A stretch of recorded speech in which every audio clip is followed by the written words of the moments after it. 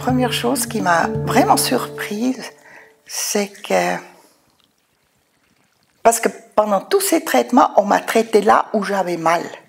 J'avais des rayons, des massages, du fango, des trucs comme ça, là où j'avais mal. Et M. Avigdor, lui, il s'est attaqué de l'autre côté. À tel point qu'à un certain moment, tout au début, je n'osais pas le lui dire, mais j'avais envie de lui dire, mais c'est pas là que j'ai mal. Parce qu'il allait ailleurs. Et moi, j'ai rien dit. Et finalement, c'était ça. Il fallait commencer, dans le fond, globalement. Et c'était très drôle. J'ai eu très vite une amélioration. C'est la première fois que j'ai eu une amélioration rapidement et qui continuait, dans le fond, de semaine en semaine. C'était assez étonnant. J'ai tendance à tenir la tête beaucoup plus en avant que j'avais remarqué en passant devant des vitrines. Et je m'imaginais initialement justement que ça allait être des contraintes, que ça allait faire mal ou que ça allait être un travail soutenu, que j'avais des exercices à faire à la maison. Et en fait, c'est pas du tout le cas. Ce que j'ai vécu, c'était une autre façon de percevoir mon corps, puis en quelques mots par rapport à des ouvertures et autres, d'un coup sentir bien et d'adopter immédiatement une nouvelle attitude. Puis du coup, après, on fait sans effort, on constate qu'on a changé. Alors, le Rolfing, c'est une méthode donc, qui est née il y a une 50aine d'années aux États-Unis et qui a pour point d'appui principaux le sens de la gravité et le travail sur les fascias. Alors pourquoi la gravité? Pour une raison assez simple et forte, c'est que nous vivons dans un monde où tout varie, la température, la lumière, les sensations, et la gravité, c'est la seule constante. Donc finalement, c'est peut-être le seul repère constant qui me permet de m'organiser avec une sécurité forte. Ce que j'ai trouvé d'intéressant, c'est le fait qu'il ait cherché presque dans le haut du dos pour rectifier par exemple dans les pieds. Donc tous les os sont reliés par un point commun. Et puis j'ai ressenti ça comme un puzzle en fait un peu. S'il y a une pièce qui est pas à son endroit, ben ça peut tout dérégler. En général, je suis très tendue quand je fais rien. Et donc, j'espère à ce niveau-là déjà être un peu plus relax avec mon corps. Et puis, si ça peut, j'aimerais bien en fait que je puisse améliorer ma posture en général en fait. J'en ai déjà entendu parler via la danse aussi. Et c'est quelque chose de conseillé pour les danseurs. Donc, si ça peut m'aider autant dans la danse que dans la vie de tous les jours, j'aimerais bien. Si vous regardez de dos, vous voyez que le thorax, il est légèrement positionné sur la droite, comme ça. Et puis que son poids repose sur le pied droit. Alors ce qu'on voit sur ce profil, c'est qu'il y a un petit conflit d'hyperextension au niveau du genou, et puis que le bassin, dans son rapport avec le thorax, n'est pas en harmonie. Ça fait une petite compression ici au niveau lombaire. Il y a un peu de la peine à aller dans cette direction. Dans cette direction, c'est très bien, c'est très facile.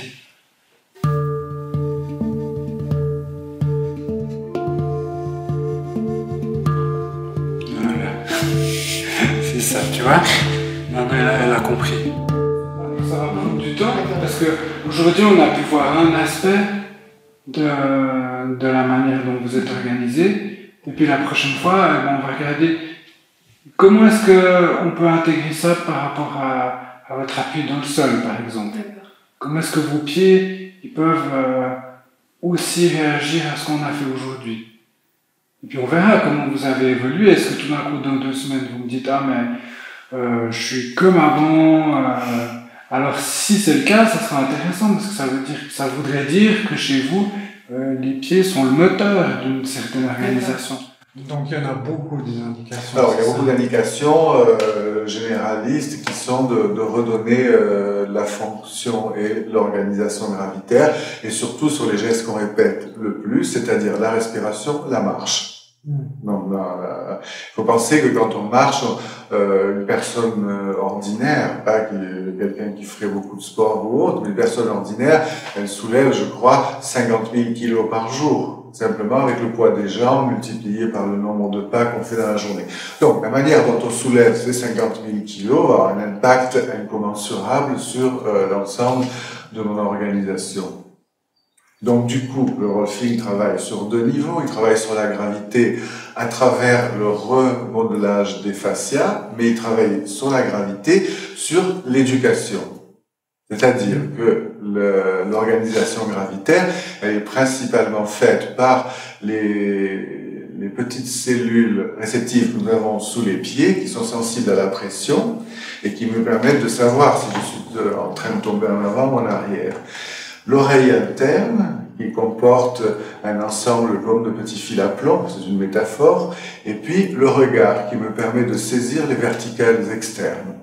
Donc en jouant sur ces trois paramètres dans l'éducation, dans le sens du mouvement, la proprioception, je vais apprendre petit à petit à utiliser mon corps d'une manière qui ouvre le maximum de potentiel. Pour vous lever, c'est la tête qui dirige. Non, vous allez trop vite. Laissez seulement le thorax aller jusqu'à ce qu'il soit au-dessus des pieds. Non, il n'est pas encore au-dessus des pieds. Voilà. Vous poussez dans les pieds pour remonter. Puis maintenant, c'est le coccyx qui guide, mais vous restez avec votre centre de gravité au milieu du pied. C'est votre coccyx qui guide. C'est vrai que je me suis un peu remise en question dans les activités que j'avais tous les jours qui me semblaient normales. Simplement, par exemple, me tenir à table. Normalement, je m'affalais sur ma chaise et tout, et c'est vrai que là, je me disais, mais je me tiens droite et tout, etc. Et je me suis rendu compte aussi que dans les positions que je pensais détendues, entre guillemets, justement, typiquement devant la télé, quand j'étais dans mon fauteuil et tout, et vraiment, j'étais comme ça, et je pensais que j'étais détendue. Et en fait, je me suis rendu compte que c'était pas le cas du tout, et que ça générait aussi des tensions. Donc, on a parlé des indications qui sont de l'ordre musculo-squelettique. Il y a une autre série d'applications qui sont peut-être pas directement évidentes, c'est tout le système viscéral. C'est-à-dire les viscères sont suspendus sur le squelette à travers des ligaments. Donc un gauchissement du squelette va mettre une viscère en positionnement négatif et empêcher sa motilité profonde. Les organes, ils sont entourés de membranes. Et les organes doivent pouvoir coulisser les uns par rapport aux autres en fonction de nos mouvements. Alors là, ce qu'on travaille aujourd'hui avec Mélanie, au niveau de l'ouverture de la cage thoracique, ça doit s'accompagner d'un mouvement fluide de l'estomac. Et chez elle, l'estomac, il n'est pas toujours habitué à avoir des informations très très claires. Suivant la question que pose le patient, il va y avoir un peu plus de travail de pression, de travail manuel sur l'ensemble des fascias, ou un peu plus d'éducation, un peu des deux, ou un travail facial, et puis après, à la fin de la session, un travail pour que la personne se rende compte du bénéfice qui a été acquis, de manière à ce qu'il soit pérenne, c'est-à-dire qu'il puisse se conserver. Ce qu'on pourrait dire, sinon, s'il n'y a pas un minimum de conscience, si je remets le corps en place, mais que la personne ne s'est pas rendue compte du changement qui était intervenu, il n'y a aucune raison qu'elle ne reparte pas sur sa posture originelle. Les lèvres sont fermées devant. Donc, concentrez-vous sur cette nouvelle perception dans la mâchoire. Laissez la mâchoire complètement... Voilà, c'est ça. Laissez la mâchoire libre. Encore. Respirez bien. Voilà, c'est ça. Ok, là, c'est bien. C'est quand même un travail à deux. Enfin, j'ai l'impression que quand il fait des manipulations, des fois, c'est inconscient, je pense, mais il me dit c'est bien, ça se passe bien maintenant.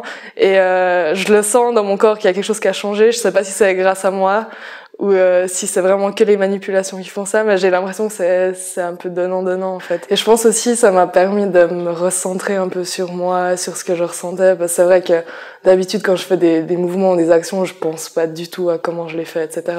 Et là à la fin de chaque séance, Mathias me demandait comment j'avais ressenti ça, etc. Et c'est vrai que c'est des questions que d'habitude je me pose absolument pas, donc là aussi ça m'a permis d'avoir une autre perception de moi-même. Puis à mon avis, peut-être la chose fondamentale, ça va être l'impact psychologique. Non pas de rentrer dans l'histoire de la psychologie, mais d'en rentrer dans ce qui, de la psychologie, a pu faire un gauchissement du corps. Alors, à travers une réorganisation de mon assise gravitaire, je me redonne un potentiel d'action et je me redonne aussi un potentiel de relation. Pour ma part, ça lie beaucoup à l'émotionnel et au relationnel avec les gens parce que je suis obligée de me tenir très droite, d'ouvrir ici et j'ai toujours été plutôt quelqu'un comme ça. Alors ça change beaucoup que d'être comme ça au niveau de l'approche des gens, quoi. De se mettre, oser aller, oser pas regarder de haut, mais juste normal. Chacun de nous a une représentation de son propre corps qui n'est pas le corps tel qu'il est, mais le corps tel qu'on se l'est construit en tant qu'image. Et souvent, les gens ont une posture parce qu'ils vont penser que cette posture est juste. Et donc, ils se sentent juste dans cette posture. Et si on leur demande de relâcher pour être gravitairement, ils vont avoir l'impression d'être là. Donc, il y a toute une partie, à cause de la question de l'image du corps, qui est de l'ordre de l'éducation. L'image du corps et la perception que j'en avais, ça a vraiment changé. C'est vrai que quand j'ai fait cette école de danse à Londres, c'était vraiment centré tout le temps sur l'image. Et c'est vrai que j'ai été vraiment obsédée par ça. Et à chaque fois, je pensais, à chaque fois que je mangeais, je me disais, mais je peux pas parce que je vais grossir, etc. J'en avais honte avant. Je n'osais même pas regarder dans la glace, en fait. Le moins j'avais affaire à lui, en fait, le mieux je me sentais. Enfin, c'est un peu... Disons que j'essayais d'éviter la question, j'essayais de pas... Enfin, quand je me voyais dans le miroir, je me disais, mais t'es grosse, il faut que tu perdes du poids et tout. Et maintenant, je me regarde et je me dis... j'aime mon corps.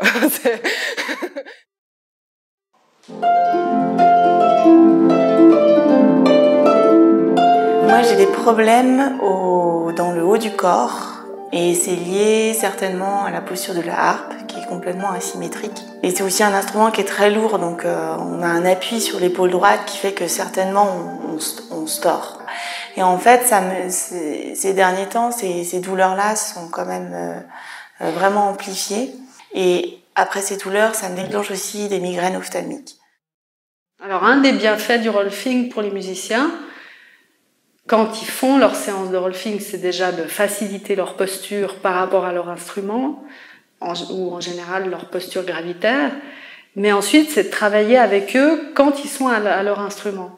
Et c'est là qu'on va se rendre compte qu'eux-mêmes vont se rendre compte qu'il y a des tas de choses qu'ils peuvent adapter dans leur manière de s'asseoir, par exemple, de manière à moins de douleur dans les articulations en général, mais aussi ils vont entendre qu'ils produisent un son très différent lorsqu'ils sont dans leur axe gravitaire. Tu sais, quand tu as deux poteaux qui sont appuyés l'un contre l'autre, comme ça, oui, si tu vas là, il y en a un qui a plus de force que l'autre. Oui.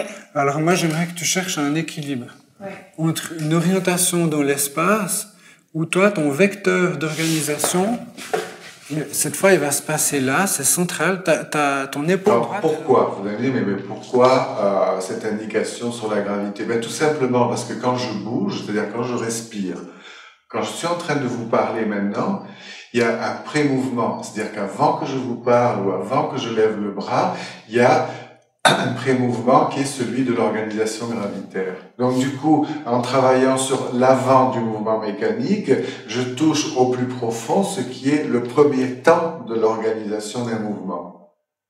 Donc il y a une anticipation dans tous les mouvements, qui est l'ajustage gravitaire. Et souvent, cet ajustage gravitaire, on ne le sent pas, puisque c'est un tout petit mouvement interne, et donc il peut être faillible, ne pas fonctionner correctement, et moi je m'escrime à retrouver la fonction de l'épaule, alors qu'en fait c'est la colonne qui ne portait pas bien, et qui faisait que mon épaule ne pouvait pas être libre, parce que j'avais une espèce de chute de la colonne vertébrale. Et donc chaque fois que je vais travailler, je vais appuyer de plus en plus comme ça, au lieu d'appuyer avec, au contraire, quelque chose qui monte dans ma colonne. Si je fais un geste répétitif de cet ordre-là, ou un geste sportif. Tu construis d'abord ton sacrum. Tu poses. Tu construis ta main, tu construis ton espace à droite. Et voilà, pas là. Et au niveau du sternum encore. Et tu laisses la colonne suspendue. Voilà, c'est ça.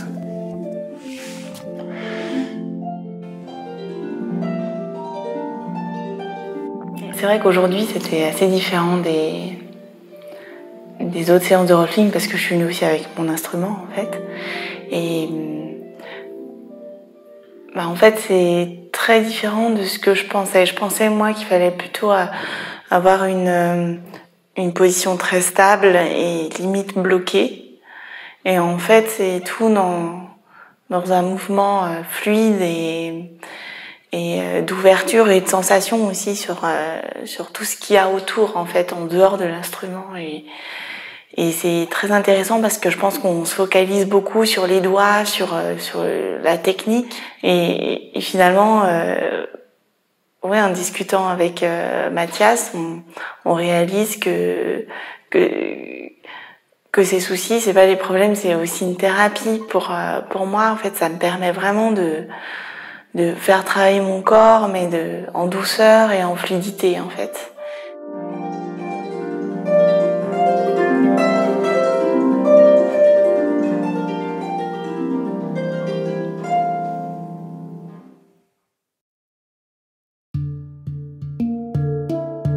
Moi, j'ai particulièrement un problème d'épaule depuis de nombreuses années. Sans être grave, mais être très dérangeant et puis limitant les mouvements et puis l'autonomie même. Puisqu'en fait, les difficultés à faire la cuisine, à transporter des plats ou à bricoler, moi qui aime beaucoup, c'est toujours demander l'aide à quelqu'un pour faire des mouvements qu'on fait simplement. Et moi, personnellement, je trouve plus rigide sur la droite que sur la gauche. Nos tissus sont toujours dans un mouvement. Pas tout petits, mais sont toujours en mouvement. Et quand il y a une crispation, quand il y a une contraction, ce mouvement est souvent stoppé, arrêté, n'existe plus ou limité. Et simplement avec le contact de la main, les tissus commencent à retrouver leur propre motilité, à retrouver un mouvement qui leur est propre, et ma main encourage ce mouvement. Ouvre devant pour laisser la colonne partir devant. Voilà. Depuis ton coude gauche, j'appuie pas, tu viens rencontrer mon contact ici. Donc c'est un allongement et tu rentres. Voilà, super, vas-y. Voilà, et tu relâches. Bien. Et là où ça devient intéressant, c'est de mettre ces transformations physiques, donc articulaires ou au niveau du tissu mou, qui est le tissu sur lequel on travaille, de les mettre dans une perspective fonctionnelle. C'est-à-dire que tout d'un coup, la personne va se lever, elle va dire « Ah, il y a quelque chose qui a changé, je me tiens différemment, je me sens autrement et j'ai une capacité fonctionnelle autre. » Tu vois, le sol de ton crâne descend. Voilà. Et puis les fascias, c'est quoi? Alors les fascias, donc, on a plusieurs manières de nommer ça. C'est le tissu conjonctif, c'est un ensemble de tissus. C'est comme une toile de tente. La meilleure métaphore serait peut-être celle-là. Il y a une toile de tente, il y a des piquets, c'est le squelette, il y a la toile de la tente, c'est les fascias, et puis il y a les caoutchoucs qui tendent la toile de la tente, qui sont les muscles. Alors, la particularité des fascias, c'est qu'ils sont plastiques. C'est-à-dire que si la toile de tente, elle est tendue, tordue, et qu'elle est tendue, tordue pendant 15 jours, la toile va se déformer et va rester déformée. Mais dans la mesure où c'est plastique, il y a toujours un retour possible, et c'est le travail qu'on fait par des techniques de légère pression sur l'ensemble des fascias, de redonner aux fascias la capacité d'avoir un squelette en accord avec la gravité. Je vois que c'est la limitation, elle est ici. Voilà. Donc je prends ça, puis on va faire des tout petits mouvements. Donc toi, c'est toujours la pesanteur dans la table. Puis tu laisses... Oui, lâche-moi bien ton humérus, ton bras, là. Moi, je vais faire des petits mouvements. Même à la fin de la séance, ou alors que normalement c'est relâché, là le travail qui est fait en disant, attends, on reprend conscience simplement de mettre la main à quelque part sur la nuque ou quoi que ce soit. C'est le contact permet une prise de conscience qui fait que la marche va encore se dérouler autrement. Et moi, je vais partir avec un petit peu cette conscience du corps, d'une partie du corps renouvelée. Et je crois que c'est aussi ça qui participe, séance après séance, à construire un nouveau schéma corporel et à faire que entre 2 séances, et puis après, le reste du temps, je construise de moins en moins de tension.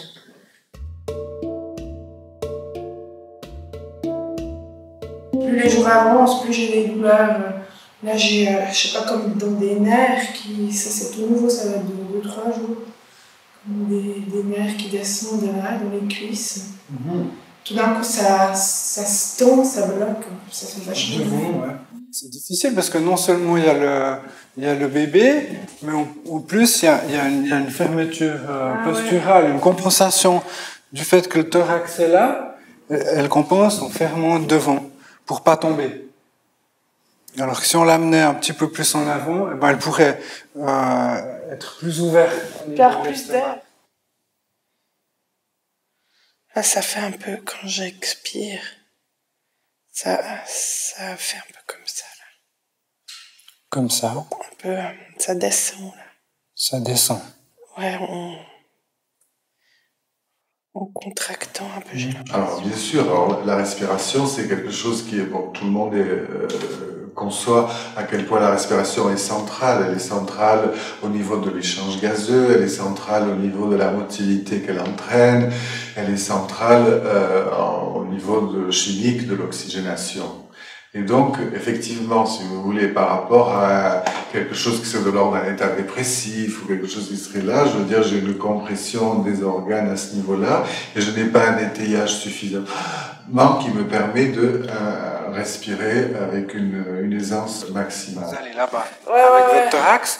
Le bébé, lui, il va en arrière, mais pas vous. Mon bassin, il pilote. Exactement. On le laisse faire, on le laisse tranquille, posé. Voilà, c'est ça. Ouais. C'est confortable. Ouais, très. Ouais, beaucoup plus que d'avoir le ventre en avant, avec le dos qui le suit. Je me suis sentie détendre dans tout mon corps, très en profondeur, dans toutes les fibres de mon corps, un peu. Et puis aussi dans la relation que j'ai avec mon corps, aussi au niveau psychologique, je trouve. Comme si j'avais un peu réglé des choses du passé dans mon corps. Comme si, par exemple, j'avais eu un vieil accident qui était un peu resté travers à l'intérieur de moi, puis qu'on avait un peu remis, un peu des choses comme ça.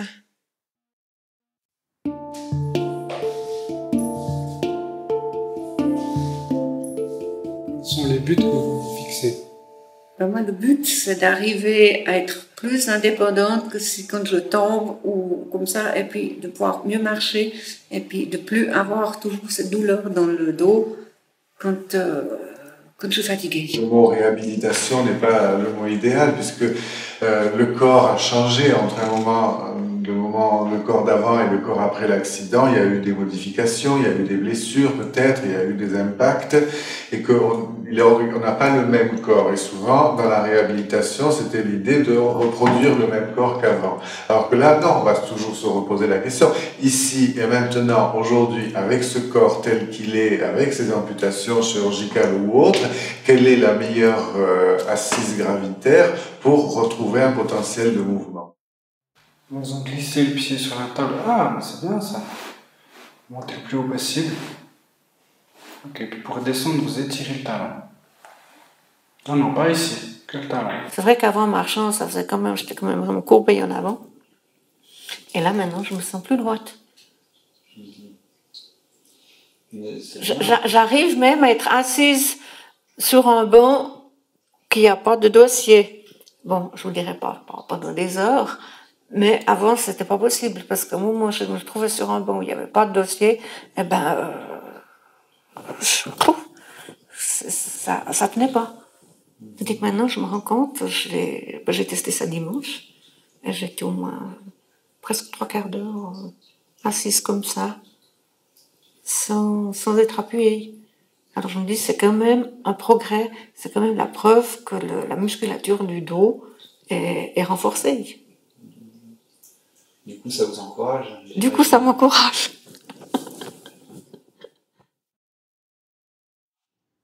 Peut-être la chose personnelle, cette fois-ci, que je pourrais dire le plus important, c'est qu'est-ce qui m'a amené à devenir un rolfeur, c'est d'avoir bénéficié des séances de rolfing.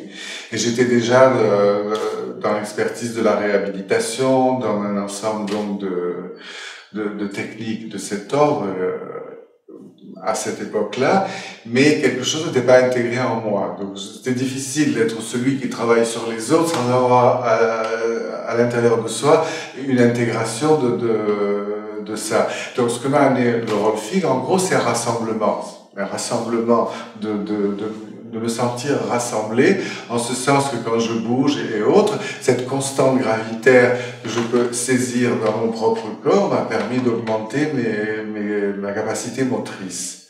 Et donc cette capacité motrice, elle m'a donné un bien-être psychologique tellement fort que j'ai voulu arrêter tout ce que je faisais pour devenir rolfeur. Donc honnêtement, si vous voulez, c'est par rapport à un bénéfice personnel que l'histoire a commencé. Et ce bénéfice personnel, j'ai envie d'en faire profiter le maximum de gens.